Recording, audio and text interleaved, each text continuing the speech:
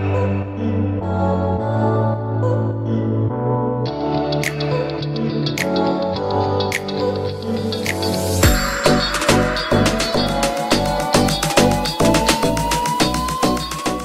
hele goede middag, goedenavond, goede ochtend. Ik ben het weer Shaniqua. Hoe gaat het met je? Voor mij gaat het goed. Ik ben vandaag voor het eerst met mijn camera aan het opnemen.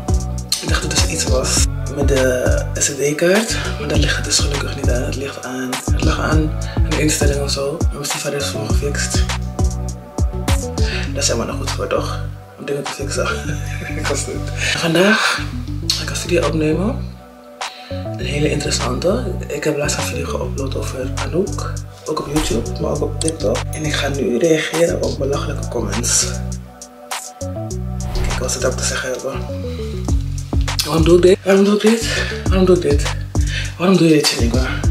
Why? Ik doe het omdat ik het leuk vind. Omdat ik het interessant vind in entertainment. En jij vast ook. Dus bij deze.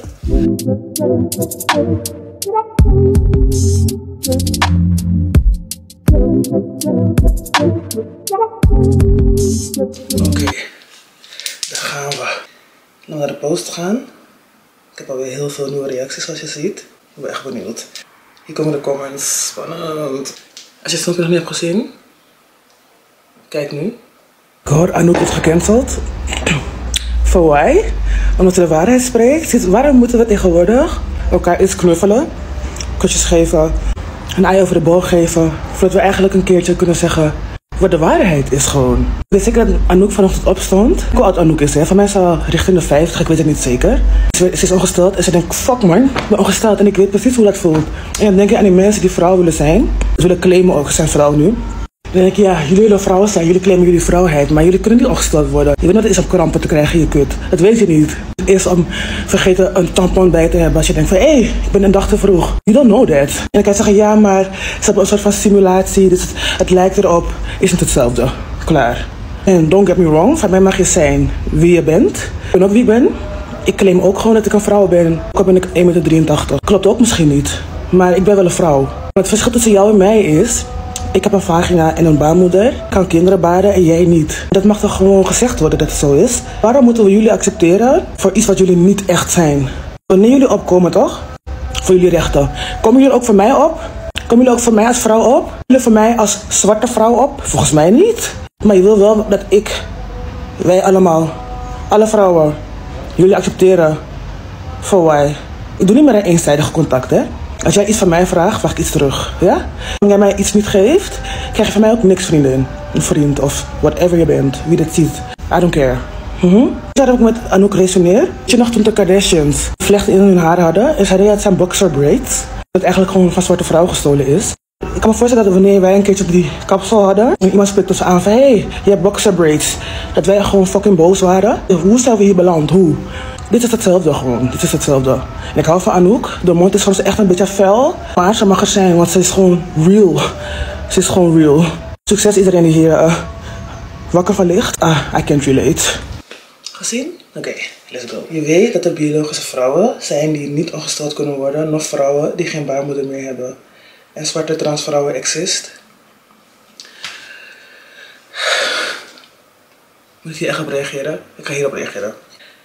Biologische vrouwen die niet ongesteld worden, dan ben je toch nog steeds een vrouw. Je hebt toch een baarmoeder. En al heb je geen baarmoeder, je bent geboren met een bepaalde gen in je DNA, wat zegt dat jij een vrouw of een man bent. En ik heb het niet over uitzonderingen. Ik heb het niet over hermafrodiet of zo. Daar heb ik het niet over. Ik heb het over vrouwen. Ik vind het echt heel erg bizar dat ik tegenwoordig moet uitleggen wat een vrouw is. Ik ga het ook gewoon echt niet doen, sorry. Ik ben het vaak met je eens. Maar dit is gewoon status transfobie. Teleurgesteld. Je kan als zwarte vrouw wat leren over intersectioneel feminisme. Dus ik kan niet alleen als vrouw wat leren, maar voornamelijk als zwarte vrouw. Wat heeft mijn kleur hiermee te maken? I don't get it. En iemand zegt, ik heb echt nooit gedacht dat we ooit in een tijd zouden leven dat de waarheid werd gezien als haat. Wat dan ook had geplaatst was geen mening, maar een feit. Precies. We leven nu in een tijd waar waarheid geen plaats heeft. Can you imagine? Hoe gaan we onze kinderen dan leren wat goed en wat fout is als we de waarheid niet mogen erkennen zoals het is? Als een kind vraagt, mama, ben ik een meisje of een jongen? Mag je zelf weten? Iedereen heeft grenzen nodig. Iedereen. Van dit ben jij wel, dit ben jij niet. Hier woon je wel, hier woon je niet. Stel je voor dat alles vrij zou zijn. Dan zou ik nu gewoon een huis kunnen binnenlopen, die al zeg maar bewoond is. En zeggen, hé, ik wil hier nu wonen. Ik identificeer me als de huisbaas van deze woning. Dus het is mijn woning. Hoe stupid klinkt dat? Dacht ik ook. Omdat Anouk geen volger is, tegenwoordig volgt iedereen de trends. Feit zijn feit, iedereen wil volgen. En ik snap wel waarom mensen willen volgen. Want als er geen maatstaven meer zijn, er is geen moraal. Eigenlijk kan je aan de manier hoe mensen volgen merken dat mensen behoefte hebben aan leiding, aan moraal, aan maatstaven, aan iets waar ze aan vast kunnen houden. En dat is logisch. Maar gelukkig is Anouk niet zo, gelukkig ben ik ook niet zo. Wanneer je van jezelf gaat leren houden, je gaat jezelf waarderen, je hebt eigenwaarde, maakt het helemaal niet uit wat wel en niet vaststaat. Jij weet wie jij bent. Wat Anouk zegt mag niet naar, maar mensen mogen wel racistische opmerkingen maken en religie erbij halen. Rare wereld, precies. Precies gewoon. Ze mag niet gewoon zeggen wat de waarheid is. Maar mensen mogen wel racistisch zijn wanneer ze dat willen. Want het is vrijheid van meningsuiting. Dit mag niet, maar we mogen wel gewoon religieuze boeken gaan verbranden. Want het mag niet verboden worden, want het is vrijheid van democratie. Oké? Come again.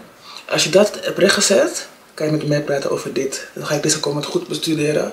En dan ga ik het toepassen in mijn leven. Dit vind ik ook grappig.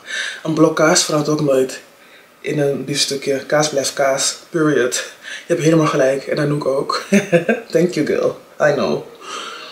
Maar zo simpel is het, hè? Een blok kaas verandert ook niet in een biefstuk. Want het kan niet. Het is gewoon onmogelijk. Als je geboren bent als een man, kan je onmogelijk een vrouw worden. Zulke moeilijke wiskunde is het zo diep en I don't get it. I really don't get it. Echt benieuwd wat jij doet in het leven. Maakt het uit? Maakt het uit wat ik doe in het leven? Wat maakt het uit? Dus als jij weet wat ik doe in het leven, kan je mijn mening meer plaatsen. Dus het moet voor jou kloppen. Ik moet in een hokje passen voordat jij mijn mening begrijpt. Dat alleen al beperkt mijn vrijheid van meningsuiting. Want het moet voor jou kloppen. I don't think so, sir. Laat iedereen in zijn eigenwaarde. Wat en hoe je je voelt is belangrijk. Laat iedereen toch zijn. Als jij dit nou eens gaat toepassen in de hele maatschappij. Je ziet eruit als een witte middelbare leeftijd oude man. Als jij dit ook zou toepassen, zeg maar op alles wat er speelt in de maatschappij als witte man. Als top van de hiërarchie.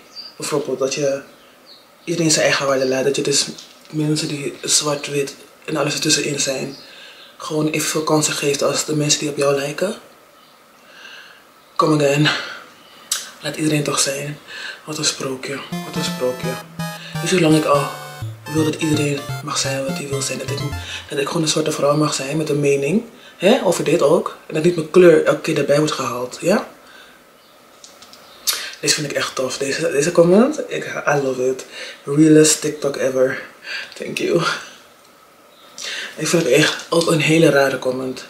Ik heb in die video gezegd dus dat ik 1,83 meter ben. En dan zegt iemand, hoe ik ben 1,83 meter. Je bent gewoon 1,83 meter. Ik zeg ja, niemand kan om me heen. En ze zegt, jij bent gewoon even groot als mij. Oké, en nu? Make it make sense. Wat is je punt precies? Dacht ik ook. Deze was ook echt dat ik dacht. De white audacity gewoon. Schat, als zwarte vrouw moet jij juist beter begrijpen hoe discriminatie voelt. De zwarte transvrouw is de meest vermoorde minority ieder jaar. We zitten hier allemaal samen in. Well, excuse you. En het is simpelweg voor mij verbazingwekkend dat je dus weet hoe discriminatie voelt. En vervolgens dit exact zelf ook doortrekt naar andere minderheden. Practice what you preach, schat. Hoe moet ik hierop reageren? Dus als zwarte vrouw moet ik beter weten. En beter weten in de zin van dat hun dus niet goed weten. Dus ik moet beter dan hun weten. Nee, ik ben behalve zwart en vrouw, ben ik ook gewoon een individu, een mens. Ik mag mening hebben. Wat is van mijn referentiekader? Wat heeft mijn kleur en mijn geslacht daarmee te maken? En de dingen die ik meemaak in deze maatschappij? Tell me that, please. Tell me that. Als ik een mening heb, moet ik eerst alles uitzoeken. Kijken of ik iemand ermee beledig. Want ik ben ook ooit beledigd. Dus ik mag niemand anders beledigen. Wanneer je een boodschap uitzendt, toch? Zijn er 2 verantwoordelijke partijen. De boodschapper en de ontvanger. Ik ben in dit geval de boodschapper. En als de boodschap je niet aanstaat, dan kan je net zeggen van dit raakt mij, ik ben gekwetst. Maar dan ga je niet mij aanvallen door mij allemaal dingen op te leggen die ik moet doen, die volgens jou niet kloppen. Dat is gewoon echt een zwakte. Ik vind aanvallen echt de zwakste manier van communiceren gewoon. Do you got something better, girl? Weet je wat ik heb gezegd? Girl bye, gewoon, girl bye. I don't need you in my life, gewoon, hoorder. Yes, give me nothing. I don't care. Video, wat een clown video. Je wil dat mensen voor jou opkomen, maar houdt zelf anderen naar beneden. Hoe dan? Hoe hou ik anderen naar beneden? Door de waarheid te vertellen, dat ik een baarmoeder heb en hun niet. Is het naar beneden halen? Ik zou mezelf, weet je wat het is? Weet je wanneer ik je naar beneden zou halen? Als ik zou zeggen dat ik meer waard ben dan jij. Dat is niet waar. Maar ik mag wel claimen dat ik een vrouw ben. En ik wil niet dat mijn vrouw zijn wordt veranderd, omdat andere mensen ook willen hebben wat ik heb. Ik volg zelf al niet meer. Ik zeg het, maar ik volg het al niet meer. Gewoon, jij wel? Je wilt wel dat mensen voor jou opkomen? Nee hoor schat, ik kom voor mezelf op. I don't need anyone. Anders zou ik toch niet zo vrij praten. Ik kom voor mezelf op met het filmpje wat ik maak. Ik heb niet gevraagd van kom voor mij op. Where? Tell me where. Deze video zit vol negativiteit en je komt gefrustreerd over. Ja, als je dat negatief vindt, dat ik mijn vrouwelijkheid claim, dan ligt het bij jou schat, niet bij mij. Ik vind er helemaal niks negatief aan. Ik vind het gewoon juist waar. Ik hou van waarheid. Waarheid is voor mij positief. Al gaat die waarheid mij pijn doen, ik ben blij met waarheid. Dat jij er niet blij mee bent, zegt meer over jou, vriend. Gefrustreerd over wat precies? Ja, eigenlijk ben ik wel gefrustreerd, ja. Ik ben gefrustreerd om het feit dat transvrouwen onze wedstrijden winnen. Ja? Beauty competitions op de wereld. Ze dragen onze kleding. Ze kopen ook make-up. Is niet erg. Dat mag je allemaal doen, wees vrij. Ze doen we met de Olympische Spelen. Als vrouw zijn het als ze een mannenbouw hebben en mannenkracht hebben. Is dat eerlijk? Mag ik daar gefrustreerd over zijn? Ze willen dat ik mezelf cis-vrouw noem terwijl ik gewoon een vrouw ben. Dus ik moet maar naar hun pijpen gaan dansen? Ik denk het niet. Ik mag niet zeggen dat ik een baarmoeder heb. En dat is dan, nee, laat me stoppen. Laat iedereen zijn of haar waarde. Dat zeg je tegen mij, maar je laat mij niet in mijn waarde. Make it make sense. Laat transvrouwen met rust. Ik ken eigenlijk heel weinig transvrouwen. Hoe laat ik ze niet met rust? Gewoon omdat ik 1 keer laat weten wat ik van iets vind, laat ik ze niet met rust. Goodbye. En ik heb nooit gedacht dat we ooit in een tijd zouden leven waar je dus letterlijk dag in, dag uit moet discussiëren of wat er een vrouw of wat een man is. Dat we niet kunnen menstrueren, gestoord, for real. Echt gestoord. Je mag iets vinden, maar waarom op deze manier? Ik vond het echt te grof. Je geeft me toestemming om iets te vinden, maar het moet wel op de manier zoals jij het wil. Make it make sense. Zeg dan gewoon van je mag niks vinden. Want het is eigenlijk wat je zegt. Omdat jij het te grof vindt. Mensen zijn echt delusional. Merken jullie dat ook op? Of ben ik de enige die dat opmerkt? Dit is ook grappig. Tegenwoordig.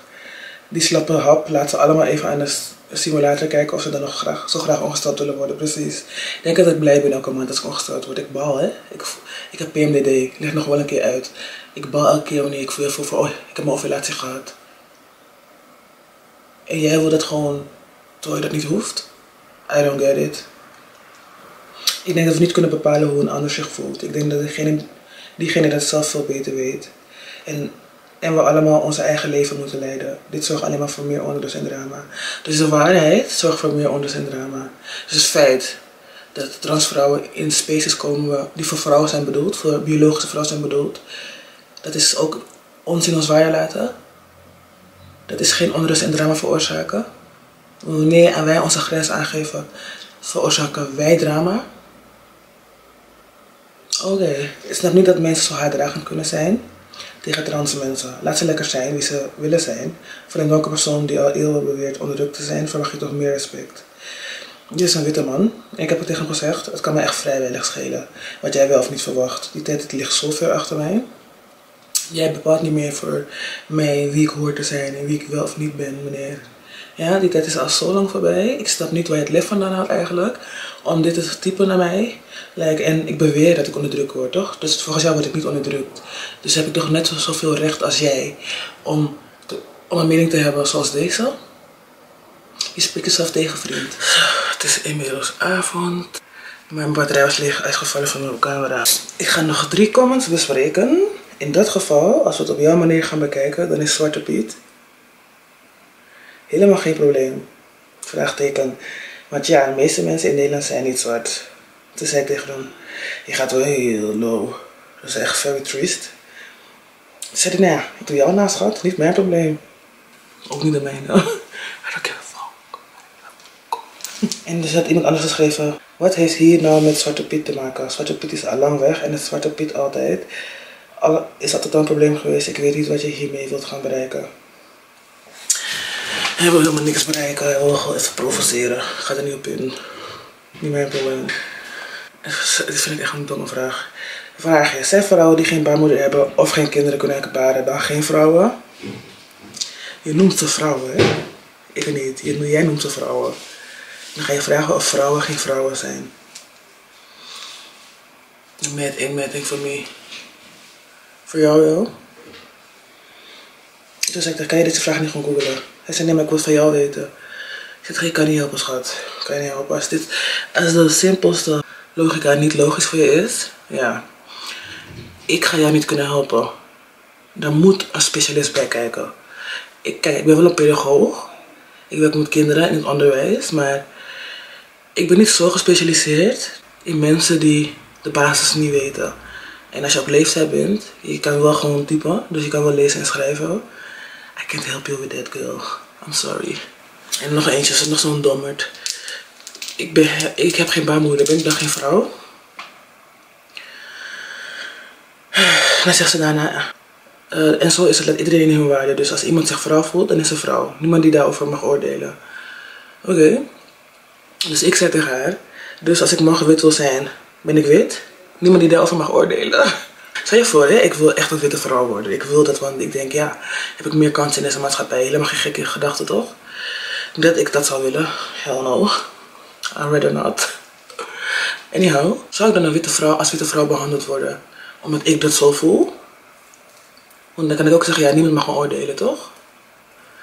En dan is opeens mijn moeder niet meer in Suriname geboren, maar in, laten we zeggen, in Weesp of zo. Of in Apkoude, of in Zwijndrecht, Dordrecht, Zwolle, maakt niet uit. Hoe ik me voel, zo ga ik dat zeggen gewoon. Als ik ergens moet invullen waar zijn je ouders geboren, is het elke keer iets anders. Want ja, op dat moment voel ik gewoon dat ze in Friesland geboren zijn. Dus ja, en al klopt het niet. Als ik het zo voel, niemand mag daarover oordelen. En deze was denk ik wel oprecht. Er is een reden waarom we trans voor vrouwen plaatsen. Onze ervaringen zijn verschillend, maar in mijn dagelijks leven maakt het niet het verschil. Ik heb het ook niet over het woord trans, vrouwen. Dat ze zich vrouwen noemen, daar heb ik het niet over. Ik heb het over dat ze dingen willen claimen die niet bij hun horen, bij hun geslacht, snap je? Zeg gewoon, ik ben een man, ik ben veranderd naar vrouw. Claim gewoon, ik ben een omgebouwde man. Of ik weet niet hoe ik het moet zeggen, want ik wil je niet beledigen, maar noem jezelf gewoon helemaal geen vrouw, want je bent geen vrouw. Je bent gewoon het derde geslacht. Kan dat? Kan je gewoon ertussenin zitten? Kan dat ook? Hoe je het ook bent of keert, hè? En het is zo ziek dat het echt geen echte vrouwen zijn. Ze zien eruit als vrouwen.